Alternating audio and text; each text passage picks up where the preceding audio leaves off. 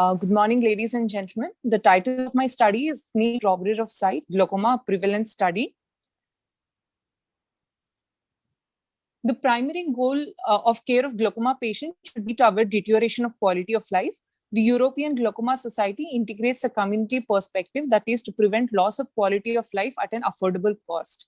Hence, the knowledge about the prevalence, risk factors, and the burden of glaucomatous blindness is essential to plan health programs.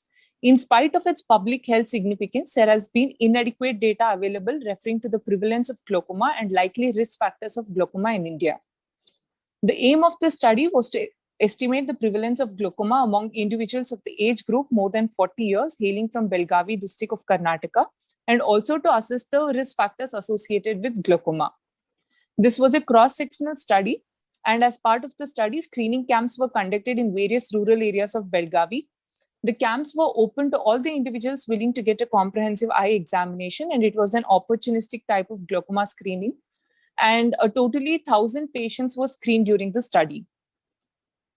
At the community level, in the camps, the demographic data and the history of the patients were noted. Visual acuity was assessed, anterior segment examination was done, and a dilated fundoscopy done for optic disc evaluation, and the intraocular pressure was measured. If any individual was suspected to have glaucoma based on the optic disc evaluation and the intraocular pressure, then they were referred to the tertiary hospital for visual field analysis, gonioscopy, and if required, diurnal recording of intraocular pressure.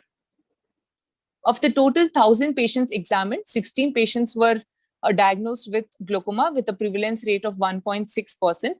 And of all the diagnosed cases, the highest prevalence was of primary open-angle glaucoma with 56.25%, followed by normotensive glaucoma, and one case each of pseudoexfoliative glaucoma and primary angle closure glaucoma was detected. A positive association was seen between the prevalence of glaucoma and gender, where males were at 6 times higher risk of glaucoma than females. And no association was noted between factors like age and systemic diseases like hypertension, diabetes, migraine, presence of high myopia, chronic use of steroids, cigarettes, and alcoholism, and family history. On comparing the data of the present study with the previous prevalence studies done on Indian population, we can see that though the prevalence of primary open-angle glaucoma is comparable, there is a huge variation in the prevalence of primary angle closure glaucoma. This can be attributed to the fact that primary angle closure glaucoma, being an emergency, usually seldom presents to screening camps.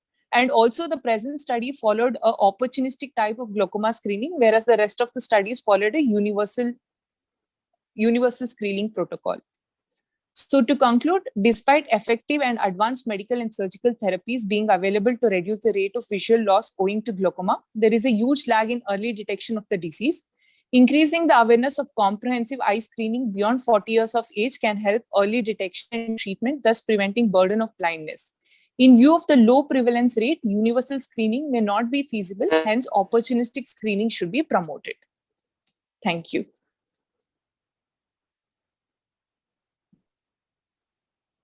Dr. Manjushri, I have 2 questions. Yes, sir. Number 1, what is your preferred choice of means investigation to look into the progression of glaucoma? Number 1. And number 2, how many of the POAG converted into PACG in your study? So in my present study, none of the cases converted to angle closure glaucoma, sir. And all these patients were either medically or surgically operated as required. And sorry, what was the second question, sir? No, you answered the second question. First was your preferred method of investigation to check the progression of glaucoma. Sir, I used a regular visual field analysis, sir. Dr. Manjushri? Yes, sir. I would just like to ask you, where from did you get the title of the paper? So actually, glaucoma is termed the sneak robber of glaucoma of vision because it gradually causes the diminution of vision. So hence, it is not the sneak robber of vision, a sight. Okay.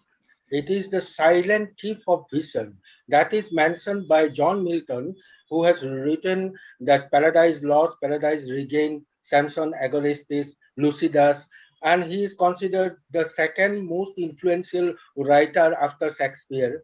And he has written because he was affected by glaucoma at the age of 28 years, and he became totally blind at the age of 43 years.